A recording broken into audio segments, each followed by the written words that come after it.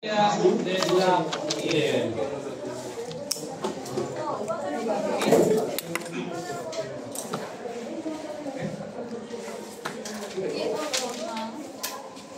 Vemos tridimensionalmente lo que vendría a ser la piel.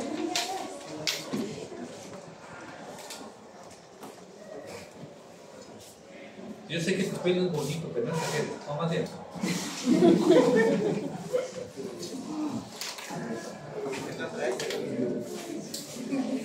Epidermis,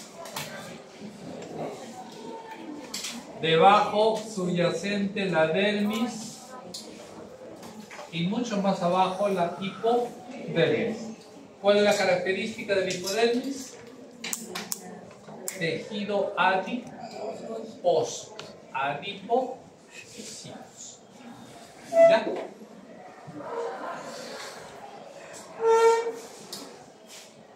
¿Para qué sirve la piel? Primero, es una capa que recubre externamente a nuestro cuerpo. ¿Y para qué lo recubre externamente? Para protegernos y para asegurar la diferencia que normalmente debe existir entre el exterior y la parte interna. ¿Se imaginan qué pasaría si no tuviéramos piel? Todos los líquidos de nuestro cuerpo se evaporarían, ¿verdad? Y cuando nos bañaríamos, no gotearía, sino de repente parte de ese líquido podríamos absorber. Qué feo y con lo contaminado que está el agua de la ducha, ¿no? A veces, ¿no? Bueno. Evita la penetración de sustancias orgánicas e inorgánicas, como el agua contaminada de la ducha que sale a veces del caño, ¿verdad? Evita la pérdida de fluidos al exterior, favorece que no haya un cambio brusco de líquidos desde dentro hacia el exterior. Algunas características es su impermeabilidad para determinado tipo de sustancias, pero su permeabilidad para otro tipo de sustancias que son del tipo de lipofílico. ¿Ya? ¿Cuál se absorberá mejor? ¿Un líquido sobre la piel o una grasita sobre la piel? ¿Qué se absorberá mejor? ¿Una solución líquida o una solución grasosa? Líquida. ¿Seguro? O sea, tú abres la ducha, absorbes todo el agua que te bañas. Las cremas, ¿cómo son? ¿Líquidas o medio grasosas? Grasosas. Para favorecer la absorción. La piel es más permeable a los elementos grasos.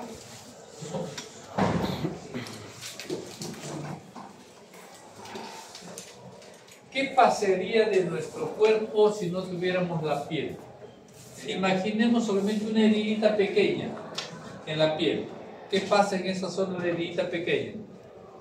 Todo microorganismo trata de meterse.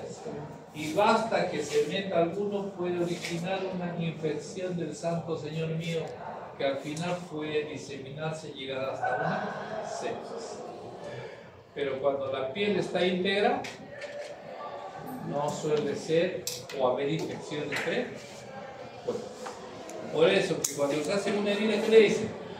Limpia la zona de la herida, desinfecta, para evitar que por ese huequito se introduzcan los microorganismos. ¿No? Capas. Esto que estoy acariciando, porque soy muy acariciador, vendría a ser la epidermis. ¿Ya?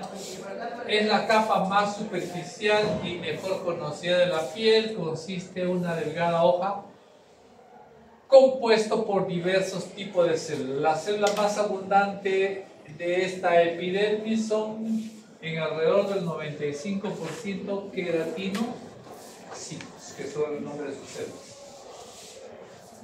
La epidermis está formada por un epitelio poliestratificado, plano, queratinizado, en el cual hay varias capas. La capa basal, la capa espinosa, granulosa y finalmente la capa córnea. Algo que hay que decir es que la piel se encuentra normalmente en constante cambio, en constante renovación, en constante multiplicación celular. Vale decir, se renueva continuamente. ¿Dónde se inicia este proceso de renovación?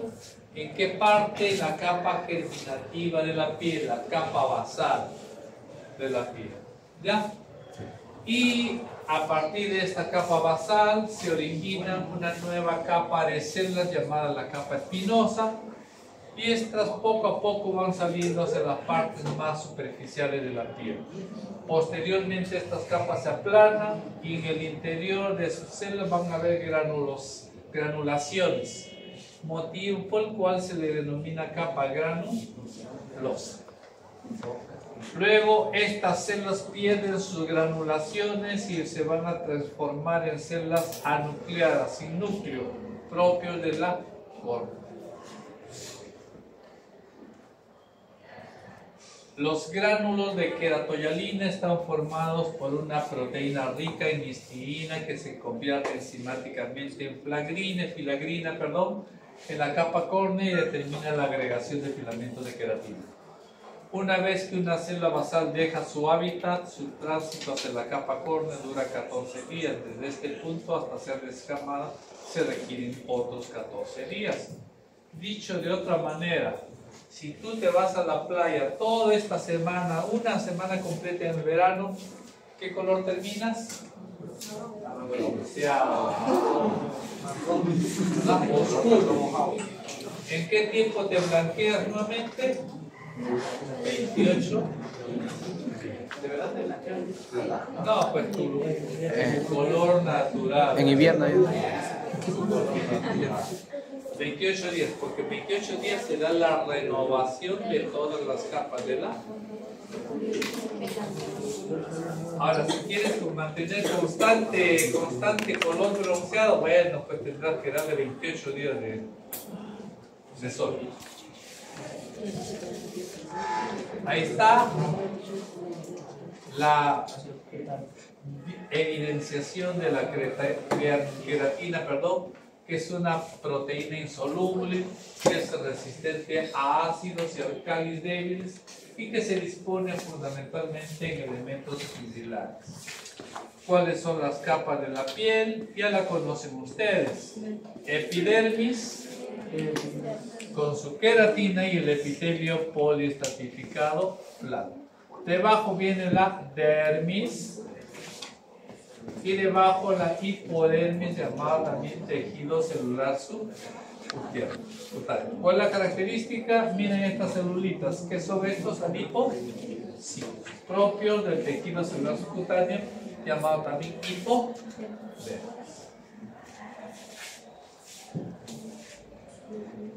Nuevamente, esta es la epidermis, la queratina.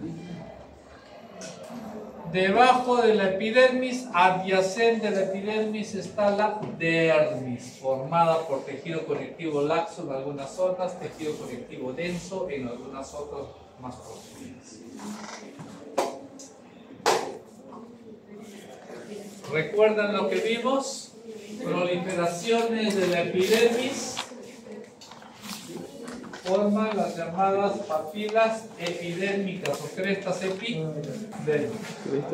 Y las crestas dérmicas, que son estas que vienen de la dermis, llamadas también papilas dérmicas.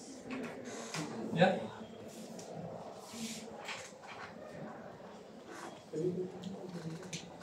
La célula más abundante de la epidermis, el queratinocito. No es la única célula que hay en la epidermis, hay otras también, en menor grado. Tenemos a las otras, ¿cuáles son? Melanocitos, que no son muchas, ¿verdad?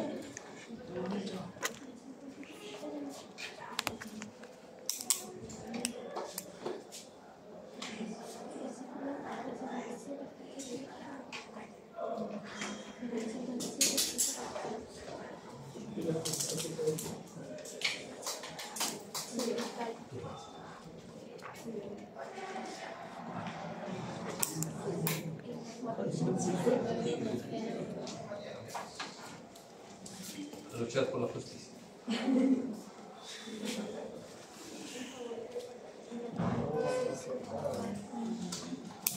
Y sabemos el rol que tiene este 5% de células, ¿verdad? Elaboración de la mela. Sí. Hay otras menos frecuentes, como las células de Langerhans y las células de Merkel, que es un porcentaje bien, pero bien.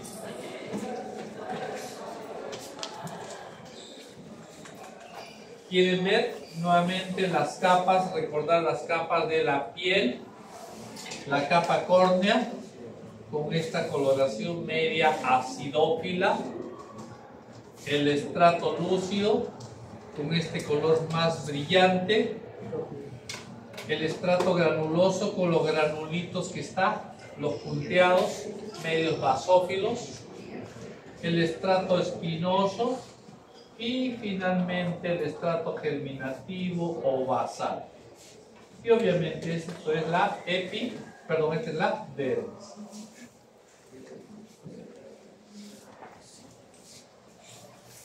En relación a la capa basal o germinativo, están ordenaditas unos al ladito de otras y siempre están unidas a la zona de la membrana basal. Esta capa basal es la que tiene una gran capacidad mitótica, es la que empieza normalmente a dividirse, a multiplicarse. Recordar que todo epitelio, como la epidermis, está dispuesta sobre una capa basal. ¿Qué parte de ese epidermis tiene que ver con la capa o la membrana basal? La capa basal o capa germina. ¿Quieren verla? Ahí está. Basal o germinativo. Se supone que la membrana basal debe estar por ahí. Una sola fila de células que descansa sobre la lámina basal, son de forma cuboidea o cilíndrica, presenta citoplasma basófilo.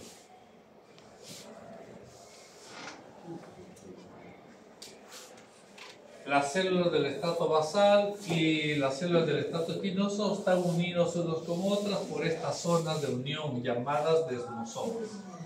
Más o menos para ver cómo dos células tienden a unirse en estas áreas.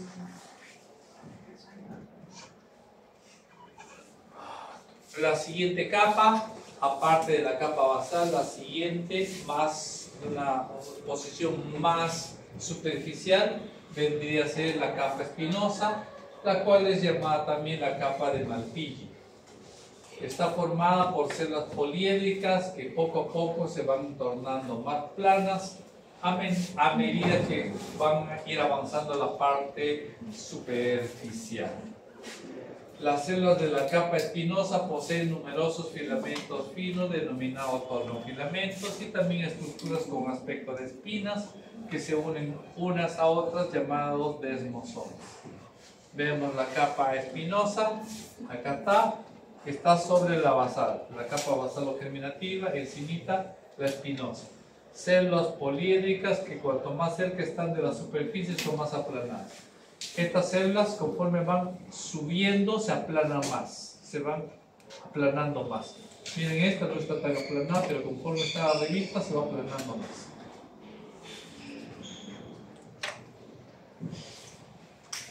Ahí está el estrato espinoso. La siguiente capa es la llamada capa granulosa. Recordad que conforme la célula espinosa va alcanzando una ubicación más superficial, se aplana y va desarrollando dentro de las células gránulas. Estas células aplanadas y que contienen gránulos en su citoplasma forman parte de la llamada capa granulosa. ¿Qué cosa hay en estos gránulos? En estos gránulos vamos a tener fundamentalmente las zonas activas de la queratinización y está formado fundamentalmente por la queratohialina. ¿Ya? A partir del cual se va a formar la siguiente capa, la capa córnea. En esta capa, en los gránulos, se van sucediendo procesos químicos de proteólisis y fosforilización hasta la producción de la queratina final. ¿Quieren ver la capa granulosa? Mira los puntitos. ¿Ven? A mayor aumento los puntitos.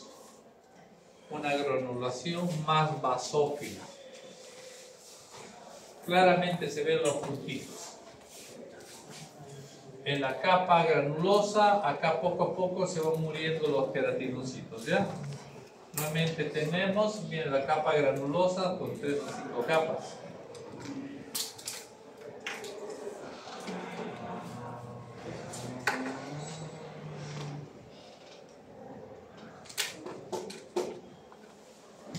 Luego viene la capa más brillante que está por encima de la capa granulosa, la llamada capa lúcida. El estrato lúcido es delgado, es una capa delgada, no muy visible, tiene el aspecto de una línea homogénea, brillante y transparente, por el cual recibe el nombre de estrato lúcido. Las células que los conforman están muertas. ¿Hay algún vivito ahí? El estrato lúcido, todititas están muertas las células. Recuerda que si empezaba a morir en la capa granulosa, pues acá ya llegaron cadáveres.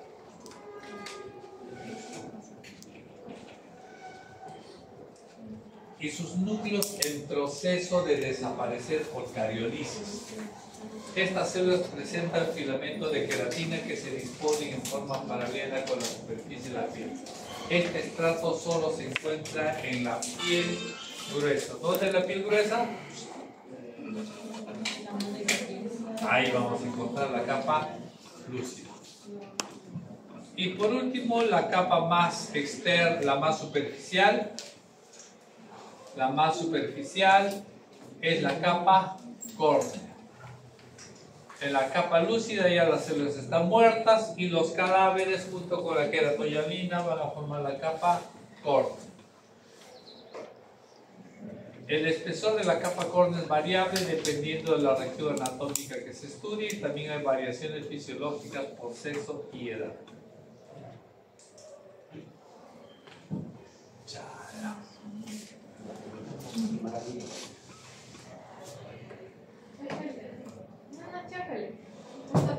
¿No ves? Porque me hace la vida difícil, ¿eh? El estrato córneo fundamentalmente es todo esto, el epitelio polistratificado plano. Todo esto se cambia en 4 semanas, dijimos.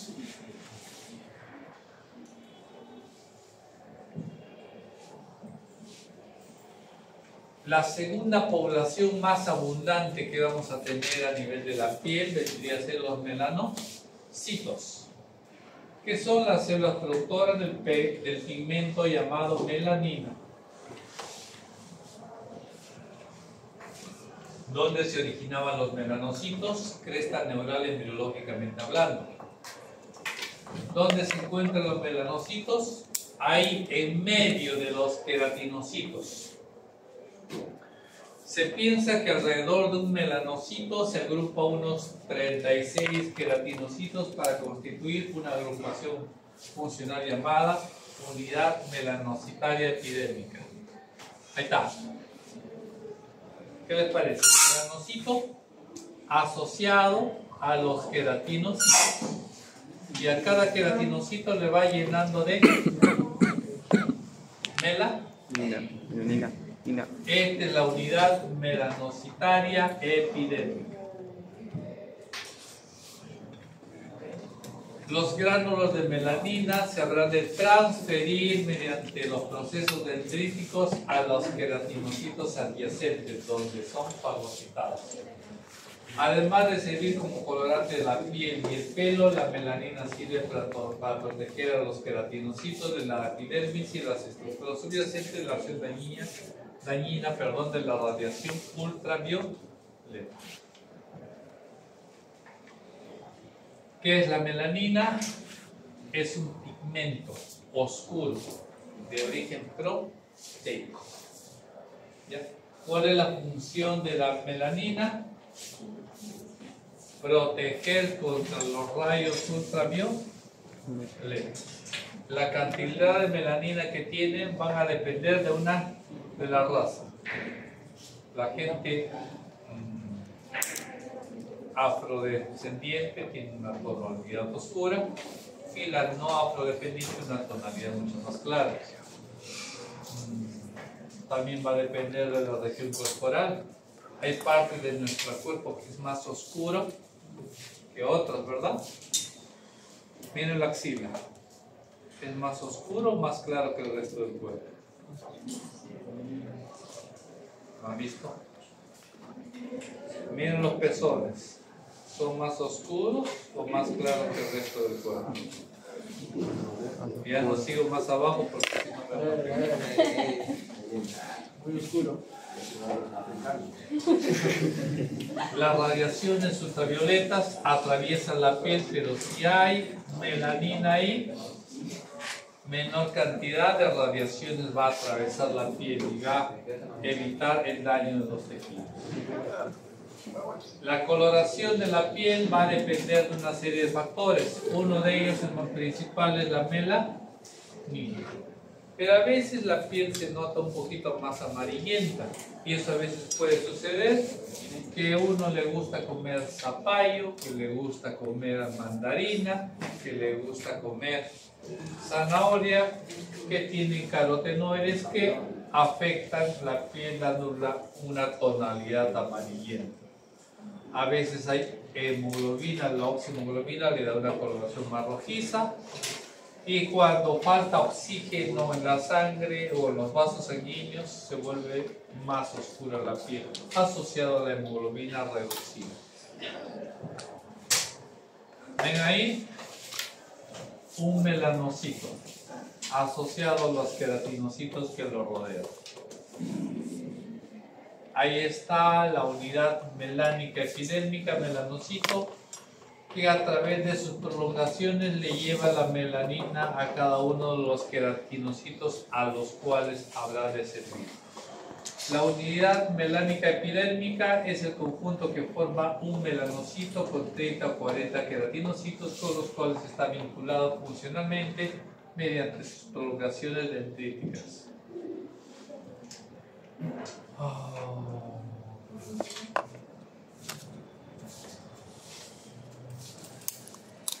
La tirosina es un aminoácido esencial que es utilizado a partir del cual se habrá de formar la melanina. ¿Ya? Vale decir entonces que es de origen proteico la melanina.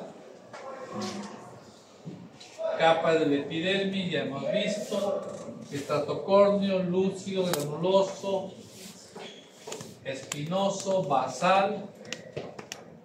Y acá vemos una célula de Merkel asociado al estrato basal, asociado a un nervio, a una terminación nerviosa, la célula de Merkel, y la célula de Langerhans, camuflado en el estrato espinoso fundamentalmente.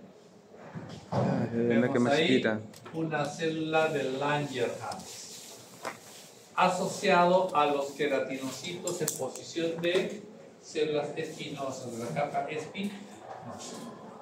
Estas son células epidérmicas que poseen antígenos, forman parte del sistema fagocítico mononuclear, tienen un aspecto dendrítico, captan y presentan antígenos que entran por la piel. Estos no tienen uniones dermosómicas como los queratinocitos. Que es una ley de célula de Langerhans, vendría a ser una célula fagocitaria como si fuera un macrófago, pero que se encuentra dentro de la propia epidermis. Nuevamente tenemos acá la célula de Langerhans, acá está. Noten que se encuentra separado del resto por un pequeño halo medio claro que lo rodea. Más células de Langerhans. Este tipo de células son bien visibles en el estrato espinoso. Estos tienen prolongaciones dendríticas, su núcleo es irregular y en su citoplasma están los gránulos de Birbeck, parecido a una raqueta de tenis. Son vesículas pequeñas que están aplanadas y se ven como bastoncitos con una expansión de bulbos a un extremo. Nuevamente las células de Langerhans. que se encuentra en el estrato espinoso, las células de Merkel, noten acá asociado a la capa basal y asociado a algunas terminaciones nerviosas. Las células de Merkel vendrían a ser algo así como un receptor, una célula receptor. Son células epidérmicas que están en el estrato basal, comparten la lámina basal con la célula del estrato basal. Son muy abundantes en los sitios de percepción sensorial aguda. Por ejemplo, cuando queremos percibir algo en la punta de los dedos. Está íntimamente asociada con fibras nerviosas no encapsuladas. Esta combinación entre fibra nerviosa y célula epidérmica recibe el nombre de corpúsculo de Merkel. Están unidas a los queratinocitos vecinos a través de desmosomas. Se caracteriza por su contenido de gránulos de neurosecreción.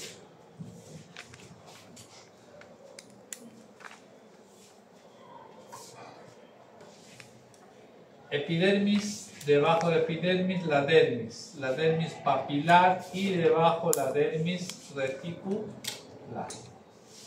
La dermis papilar es la dermis que está subyacente a la epidermis y la dermis reticular tiene una ubicación muchísimo más profunda. Pero en líneas generales hay cosas en comunes entre ambos tipos de dermis. Ambos son tejido conectivo, uno más laxo y el otro más denso. Todos tienen fibroblastos, monocitos, macrófagos, dendrocitos dérmicos, mastocitos. Y todos tienen elementos fibrilares del tipo colágeno, elástico, sustancia fundamental. Y en esta sustancia fundamental, sustancias del tipo condroitin, sulfato de hermatán, sulfato, condroitin 6 sulfato.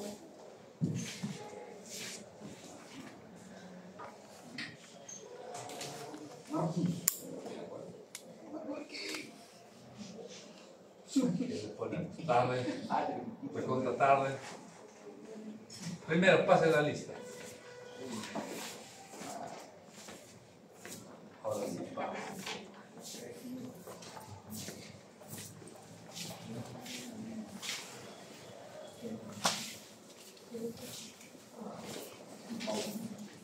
Marroquín de final de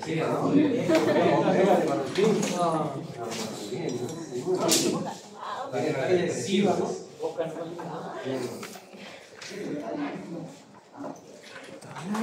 En relación a la dermis, es la capa subyacente a la epidermis, a través del cual se sostiene la epidermis.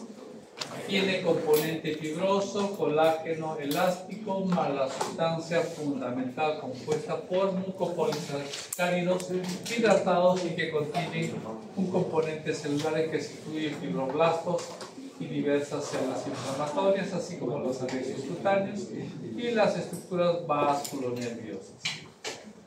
Dos capas, dermis papilar y dermis reticular. La papilar asociado a la papila dérmica. ¿Recuerdan con la papila dérmica? La porción de la dermis que se introducía en la epidermis.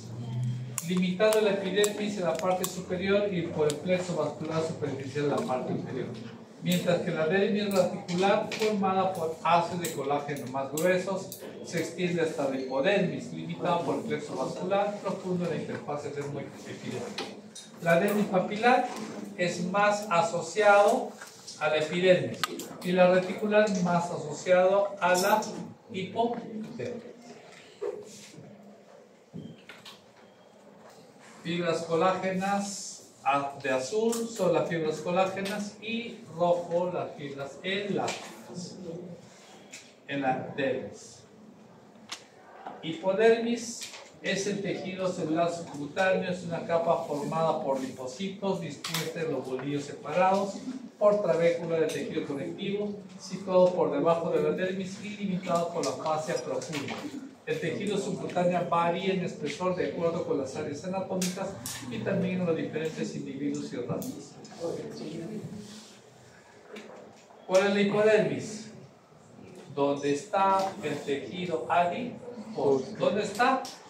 Este es el tejido adiposo. Ahí se encuentra la hipodermis.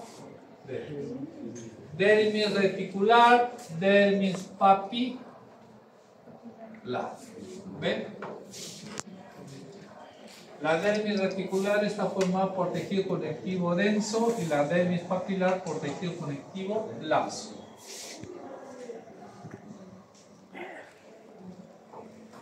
Unión dermoepidérmica es una estructura de 100 nanómetros de espesor ubicada entre la epidermis y la dermis y que determina la adhesión de dermoepidérmica y la resistencia a la fuerza de tracción cutánea. Al microscopio electrónico presenta 3 capas: la membrana celular del polo basal de los queratinocitos basales, que contiene los semidermosomas, la membrana basal propiamente dicha, formada por la lámina lúcida y la lámina densa, la región situada por debajo de la lámina densa, que contiene la fibrilla de anclaje y los haces de microfibrillas de coplasto. Esto más o menos es un diagrama para poder ver cómo se da la unión entre la capa dérmica y la capa epidérmica. Ahí nos quedamos 3 minutos.